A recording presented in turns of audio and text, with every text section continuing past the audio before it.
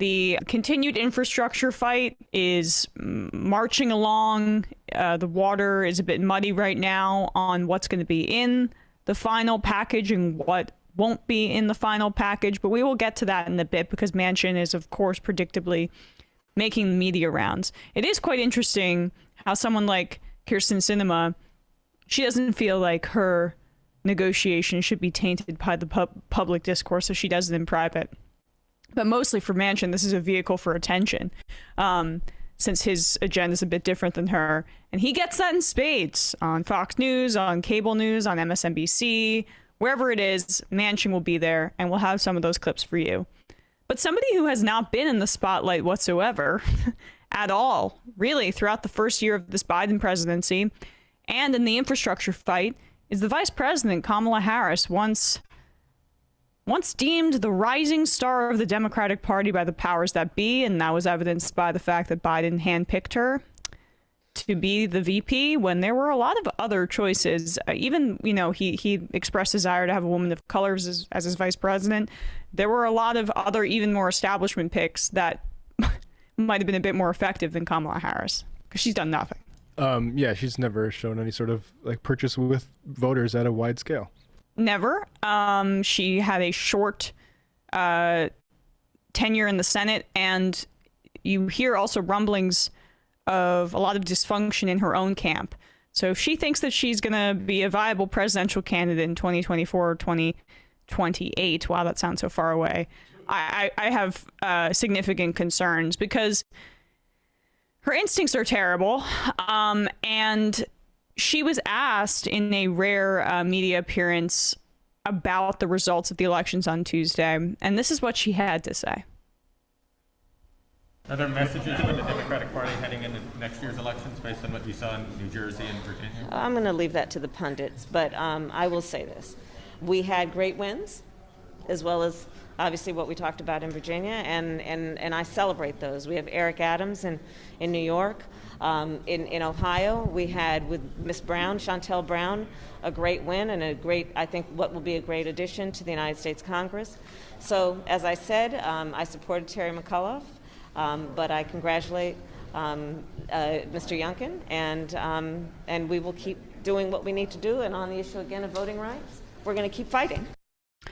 Okay, so the two races that she listed there were Eric Adams in New York, the purple New York, and Chantel Brown, which was the race that Nina Turner ended up losing in the primary in deep, deep blue Cleveland. These would be the exact races they would be writing off if Nina Turner had won that race, and if a progressive had won in the way that they're writing off Michelle Wu being, not necessarily, but some are, or in the way that they wrote off Ilhan Omar, in the way that they wrote off Rashida Tlaib, in the way that they wrote off Alexandria Ocasio-Cortez, dense blue areas that progressives are winning in. Now they're deeming them as significant wins for the Democratic Party.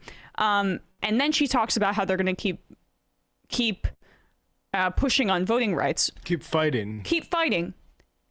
There's no fight to be had unless you reform or eliminate the filibuster. So again, we're having this circular conversation. We're having the same conversation over and over again. But maybe I'm wrong. Maybe when she was on the stump for Terry McAuliffe, she was presenting a compelling case for why Democrats should be supported in the upcoming elections. Here's just a snippet of her campaigning for him.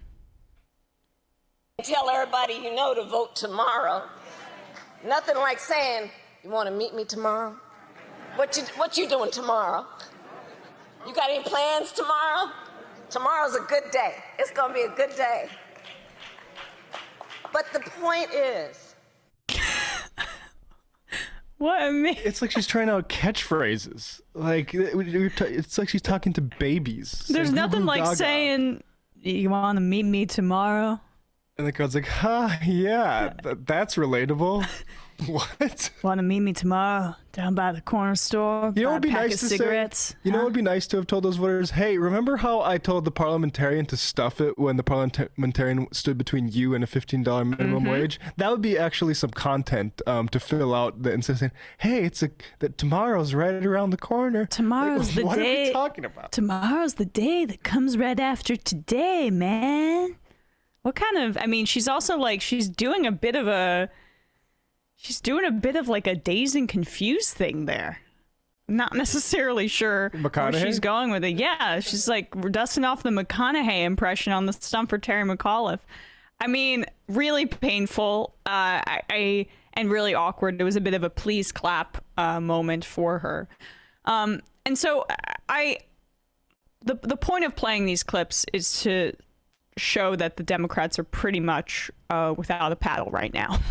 And they don't know where to turn. Because they're allowing Kristen Sinema and Joe Manchin to just throw their paddles into the river. Yeah, because the Kamala Harris and Joe Biden could have gotten out ahead of this, and they could have made the case and stuck their necks out for the policy proposals that they purport to support. The issue is that they favor Senate process over policy, but that's not popular to say, obviously.